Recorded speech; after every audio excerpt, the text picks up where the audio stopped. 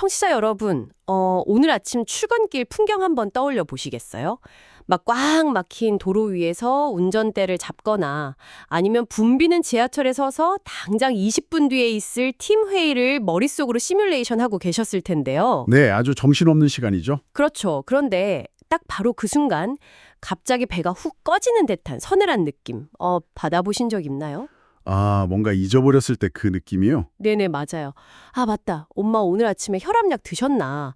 아니면, 아빠 오늘 오후 2시에 정형외과 가시는 날인데 이거 기억하고 계실까? 하는 그런 생각 말이죠. 진짜 흔한 일상이죠, 그게. 그러니까요. 당장 전화를 걸어서 막 확인하고 싶지만 부모님이 아직 주무시고 계실 수도 있고 또 회의 준비 때문에 스마트폰을 계속 붙들고 있을 여유도 없잖아요. 네, 현실적으로 너무 어렵죠? 이렇게 자신의 치열한 일상을 간신히 버텨내면서 동시에 연로하신 부모님의 일거수일투족까지 전부 다 챙겨야 하는 이 숨막히는 줄타기. 현재 우리 사회의 수많은 샌드위치 세대가 매일같이 겪고 있는 아주 익숙한 패닉 상태일 겁니다. 맞습니다. 이게 우리가 흔히 그 효도라고 부르는 가치가 이제 현대사회의 압도적인 속도감이랑 충돌하면서 만들어내는 아주 전형적인 딜레마거든요. 아, 딜레마. 네. 과거에는 사실 대가족이 모여 살면서 돌봄의 하중을 여러 명이 이렇게 분산을 시켰잖아요. 근데 지금은 핵가족화된 상태에서 자녀 한두 명이 부모님의 의료 일정, 복약 상태, 일상적인 안전까지 이걸 전부 매니징해야 한단 말이죠. 혼자서 다 떠나야 하는 거네요. 그렇죠. 이건 단순한 피로감의 문제가 아니라 감염을 하는 사람의 일상마저 막 서서히 무너뜨리는 굉장히 구조적인 압박이에요. 그래서 오늘 저희가 파헤쳐볼 자료들이 더욱 절실하게 다가오는 것 같습니다. 오늘 심층 탐구는 2026년 4월 27일자 김영래 편집장의 칼럼 아침마다 지혜 337호 기술로 빚어내는 현대적 효도라는 글하고요. 네네. 그리고 이 칼럼이 아주 비중 있게 인용하고 있는 뉴욕타임스 와이어커터의 전문 필진이죠. 레이첼 세레콜라의 심층 기사를 바탕으로 진행해 보려고 합니다. 아주 흥미로운 자료들이죠. 네, 이 자료들을 관통하는 핵심 질문은 딱 하나예요. 우리가 매일 느끼는 이 막 짓누르는 듯한 간병의 불안감을 어떻게 최신 기술을 활용해서 스마트하게 외주를 줄 것인가. 스마트한 외주. 아주 좋은 표현이네요. 그렇죠. 오늘은 단순히 신기한 전자기기 카탈로그를 막 읊어드리는 게 아닙니다. 이 기기들이 가족 간의 복잡한 심리나 일상을 어떻게 극적으로 바꿔놓는지 그 작동 원리랑 숨은 맥락을 하나씩 낱낱이 짚어보겠습니다. 네, 아주 중요한 접근 방식이라고 생각합니다. 그 레이첼 세리콜라의 기사나 김용래 편집장의 칼럼 모두 기기의 어떤 스펙보다는 관계의 변화에 방점을 찍고 있거든요. 관계의 변화요? 네. 돌봄의 기술을 도입한다는 건 결국 부모와 자식 간의 무너진 경계를 다시 건강하게 세우는 작업과 같습니다. 아, 경계를 다시 세운다. 맞습니다. 그럼 가장 먼저 일상에서 부모님과 자녀가 가장 많이 부딪히는 지점부터 시작해 볼까요? 역시 일정이겠죠. 네, 바로 일정 관리입니다. 보통 보호자는 완벽한 시간표를 머릿속에 짜두잖아요. 수요일엔 내과 병원 가시고, 목요일 오후엔 복지관 가시고, 또 금요일엔 약국 가시고. 그렇게 계획대로만 되면 참 좋을 텐데요. 제 말이요. 그런데 부모님이 이걸 헷갈리시거나 깜빡하시는 순간 보호자의 완벽한 계획은 그냥 무너지고 그때부터 마찰이 시작되는 거죠. 어쩔 수 없이 잔소리를 하게 되니까요. 그렇죠. 여기서 첫 번째로 등장하는 기기가 바로 스카이라이트 캘린더라는 제품입니다. 가격이 대략 $299, 한 41만 원 정도 하는데요. 터치스크린 방식의 전용 디지털 달력이에요. 네, 화면이 아주 큼직하죠. 맞아요. 가족들이 각자 스마트폰에 앱을 깔고 일정을 입력하면 부모님 댁 거실에 있는 이 캘린더 화면에 실시간으로 일정이 동기화돼서 딱 뜨는 방식이거든요. 이게 화면 구성 자체가 시니어분들의 인지적 특성을 아주 세심하게 고려했어요. 일반적인 태블릿 PC처럼 막 온갖 앱이 깔려 있어서 헷갈리게 만드는 게 아니라 아, 그 아이콘 막 여러 개 있는 게 아니고요. 네, 오직 달력만 아주 직관적으로 보여줍니다. 게다가 색상별로 일정을 구분할 수 있어요. 파란색은 병원 가는 시간, 빨간색은 자녀가 방문하는 시간, 이런 식으로요. 아하, 색깔로요. 네, 그래서 글씨를 막 자세히 읽지 않으셔도 그 색깔 덩어리만 딱 보고 오늘의 일과를 파악할 수 있게 만든 거죠. 그런데요, 저는 솔직히 이 자료를 보면서 좀 의아했어요. 우리 청취자 여러분도 아마 비슷하게 생각하실 텐데, 아니, 우리 모두의 스마트폰에는 구글이나 애플의 엄청 훌륭한 무료 캘린더 앱이 있잖아요. 그렇죠. 무료로 쓸 수 있죠. 심지어 가족끼리 공유 기능도 완벽하고요. 만약에 부모님이 스마트폰이 익숙치 않으시다, 그러면 그냥 다이소 같은 데서 큼직한 화이트보드 하나 사서 거실 벽에 걸어두고 매주 주말마다 일정을 쓱쓱 써드려도 되는 거 아닌가요? 네네. 많이들 그렇게 하시죠. 그러니까 굳이 40만 원이나 넘게 주고 번쩍거리는 비싼 전자달력을 사야 할 이유가 있을까요? 이거 너무 비싼 전자 화이트보드 아닌가요? 40만 원짜리 화이트보드라고 생각하면 당연히 돈이 너무 아깝죠. 하지만 여기서 우리가 주목해야 할 것은 그 기기의 하드웨어가 아니라 그 기기가 만들어내는 심리적 독립성입니다. 심리적 독립성이요? 네, 한번 생각해 보세요. 종이 달력을 쓰거나 아니면 자녀가 직접 전화를 걸어서 일정을 챙길 때 그 일정의 주도권은 누구에게 있나요? 뭐 전부 자녀에게 있죠. 자녀가 계속 챙겨야 하니까요. 맞아요. 자녀는 계속해서 확인해야 하죠. 엄마 달력 봤어? 오늘 오후 2시 병원 가는 날이야. 잊지 마. 듣기만 해도 벌써 막 피곤해지네요. 그렇죠. 그리고 부모님 입장에서도 계속 확인을 당하는 거고요. 확인을 당한다. 네, 부모님 입장에서는 그게 자신을 챙겨주는 마음인 걸 머리로는 아시지만 이게 하루 이틀도 아니고 계속 반복되면 결국 잔소리로 들립니다. 아무래도 그렇겠죠. 무엇보다 내가 이제 내 하루 일정 하나도 스스로 통제하지 못해서 이렇게 자식의 지시를 받아야 하는구나 하는 그런 무력감이랑 자존감 하락으로 이어져요. 자존감 하락. 그건 생각 못했네요. 그런데 이 스카일라이트 캘린더가 거실 중심에 떡하니 놓이면 상황이 완전히 역전됩니다. 시니어 부모님이 아침에 일어나셔서 물 한 잔 드시며 화면을 그냥 봅니다. 파란색 블록이 오후 2시에 떠 있는 걸 스스로 확인하고 직접 겉옷을 챙겨 입고 나갈 준비를 하시는 거죠.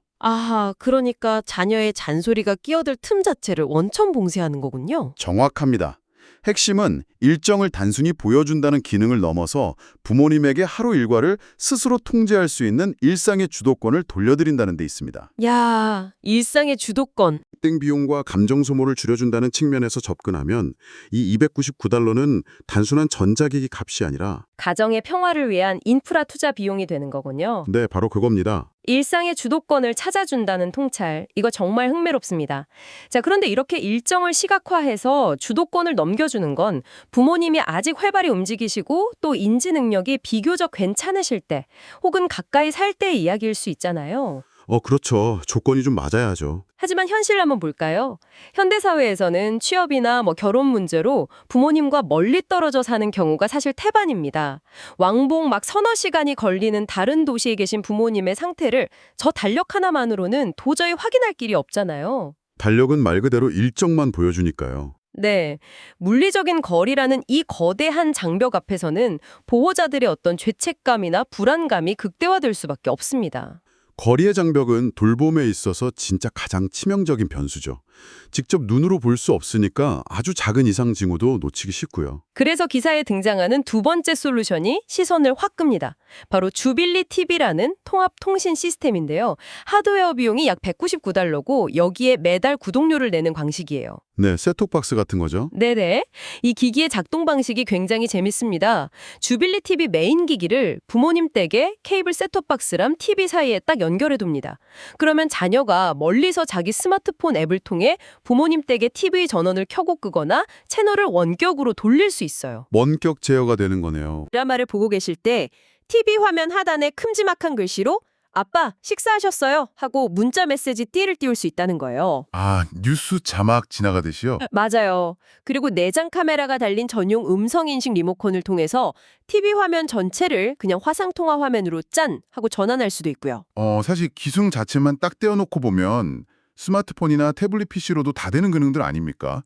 영상통화, 메시지 전송, 원격 제어 다 되잖아요. 그렇죠. 그런데 레이첼 세리콜라의 기사가 이 제품을 극찬하는 아주 중요한 이유가 따로 있습니다. 네, 저도 자료 읽으면서 진짜 무릎을 쳤던 부분인데요.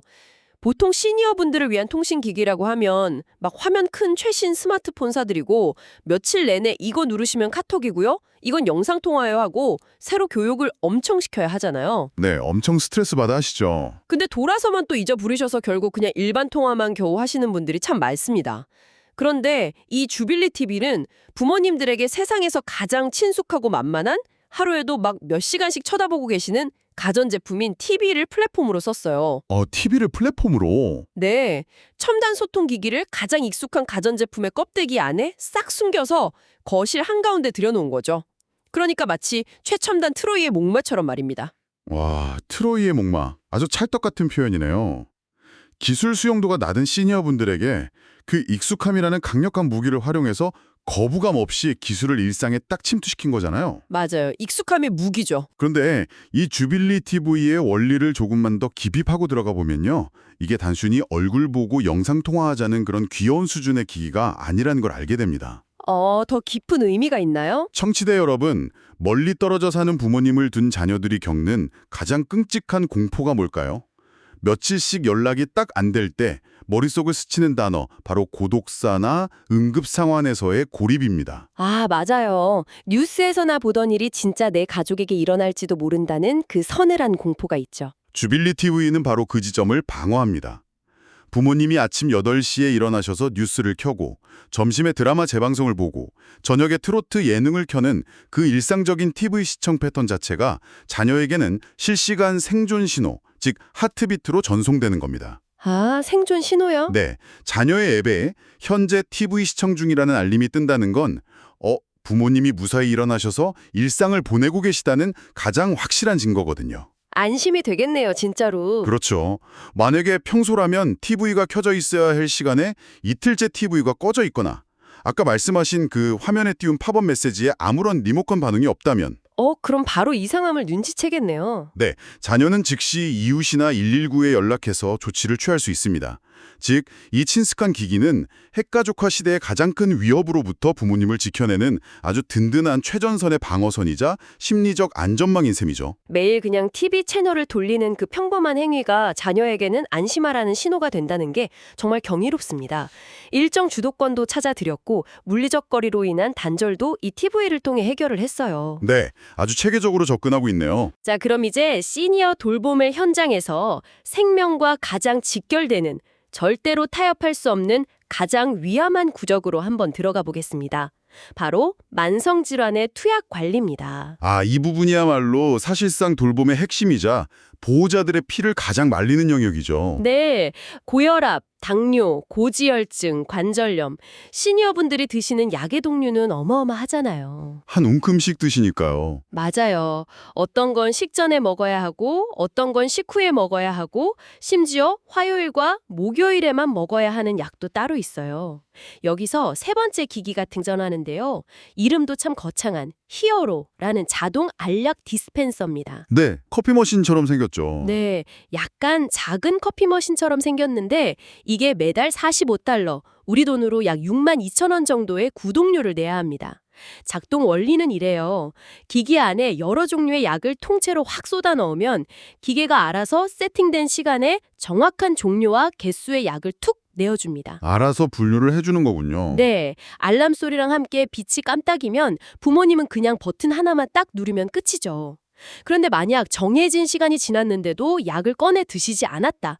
그러면 멀리 있는 자녀의 스마트폰 앱으로 즉각 비상 알림이 막 울립니다. 복용과 미복용이라는 아주 치명적인 변수를 기계적으로 원천 차단하는 시스템이군요. 네, 기능 자체는 정말 훌륭하죠.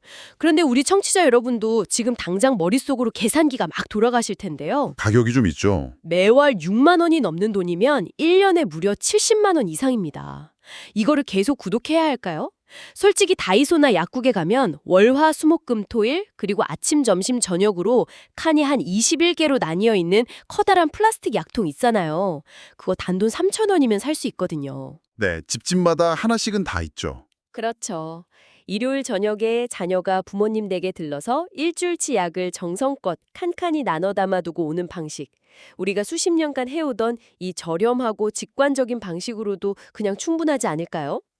비용만 딱 놓고 보면 3,000원짜리 플라스틱 약통이 압도적으로 합리적이죠. 이건 뭐 비교가 안 됩니다. 하지만 그 수동 알약 상자에는 매우 치명적인 전제 조건이 깔려 있어요. 전제 조건이요? 네, 바로 부모님의 인지 능력과 시력이 완벽하게 정상일 것이라는 전제죠. 부모님의 상태가 예전 같지 않으시다는 걸 제가 간과했네요. 그렇습니다.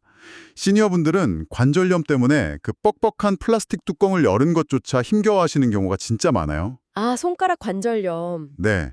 게다가 월요일 아침 칸을 열어야 하는데 착각하셔서 화요일 아침 칸에 약을 드실 수도 있고 방금 약을 드셨는데 뒤돌아서서 내가 아침 약을 먹었나? 헷갈리셔서 다른 칸을 또 열어서 2번 연거푸 드시는 교차 복용의 위험이 항상 도사리고 있습니다. 아, 2번 드시면 큰일 나잖아요. 엄청 큰일 나죠. 젊은 사람들에게는 한 끼 약을 건너뛰는 게 뭐 그렇게 큰일이 아닐지 몰라도 당뇨나 심혈관계 질환을 앓고 계신 시니어에게 잘못된 투약은 그 즉시 응급실로 직행해야 하는 아주 치명적인 생명의 위협입니다. 듣고 보니 그 플라스틱 약통은 약을 보관해 줄 뿐이지 복용 행위 자체를 통제해 주진 못하네요. 네.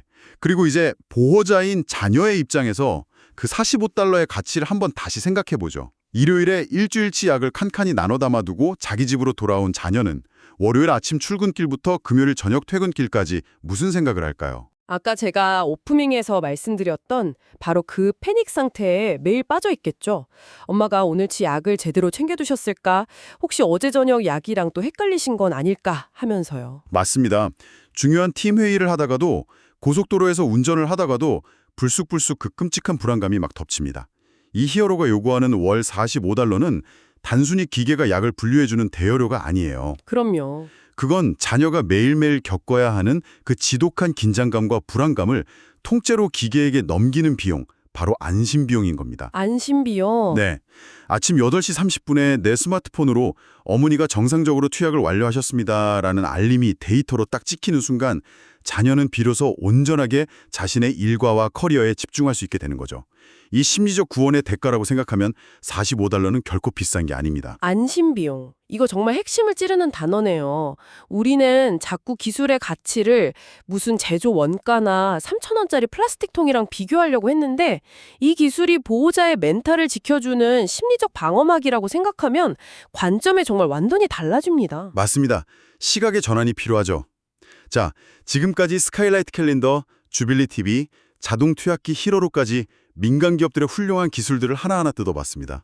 그런데 여기서 김영래 편집장의 칼럼이 굉장히 현실적인 브레이크를 딱 겁니다. 어떤 내용인가요? 이 기기들을 전부 집에 세팅한다고 가정해볼까요?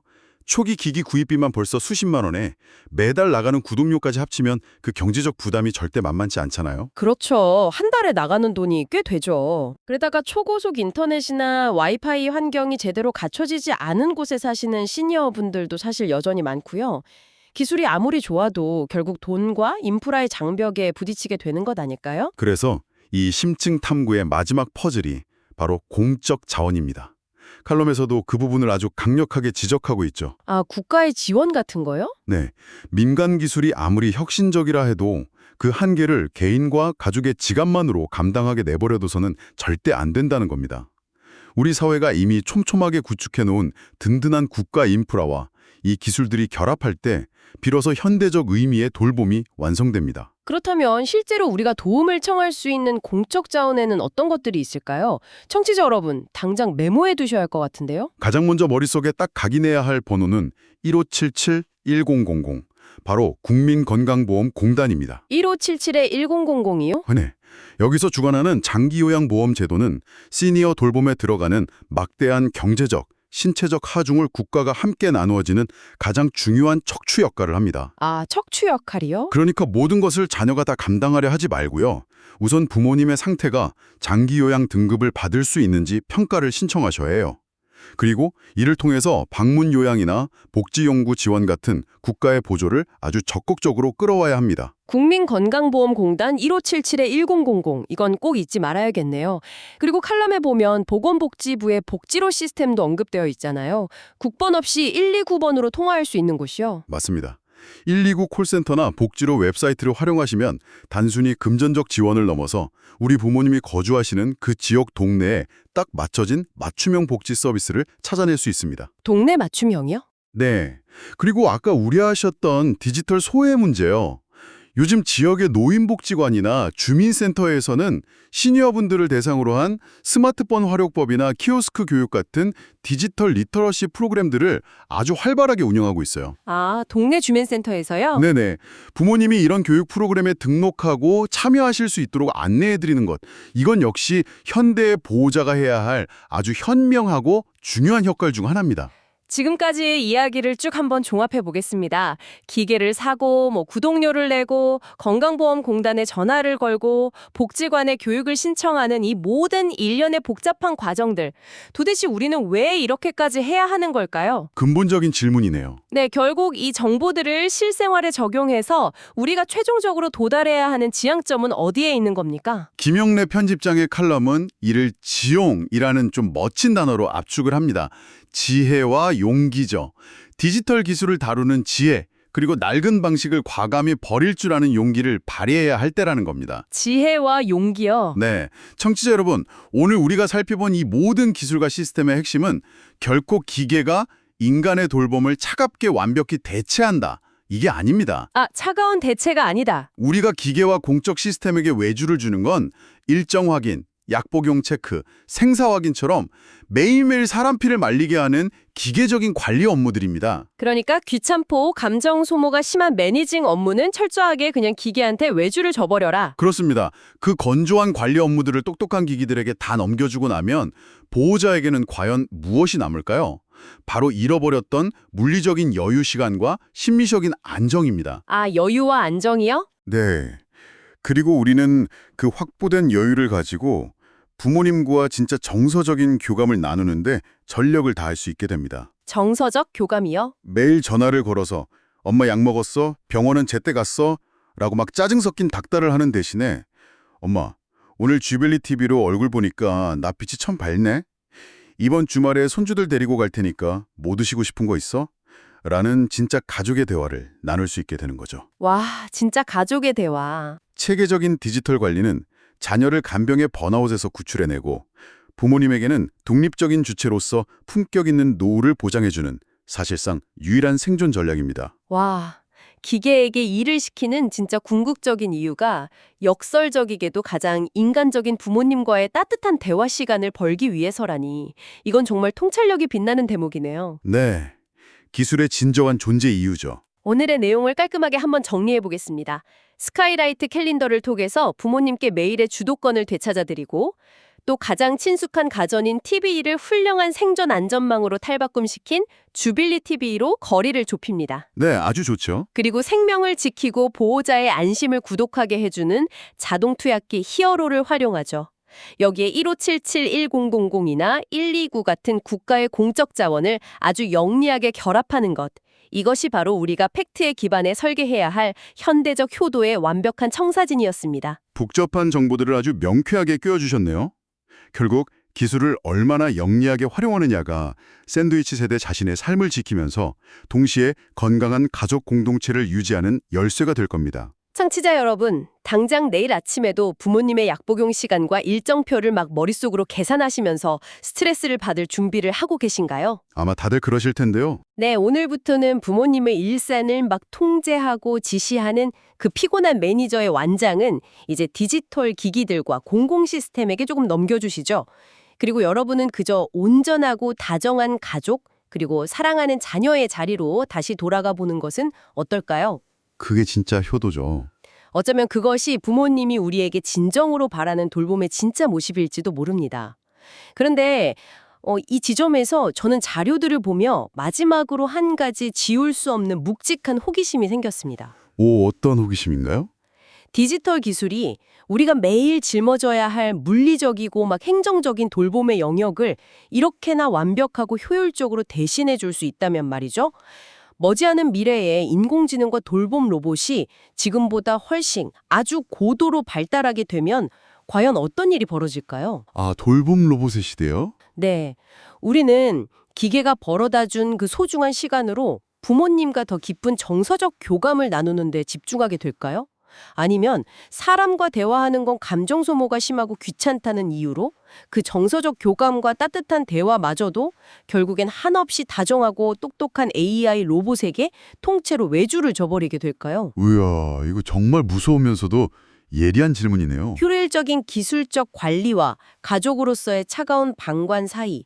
과연 그 아슬아슬한 경계선은 어디쯤에 그어지게 될까요?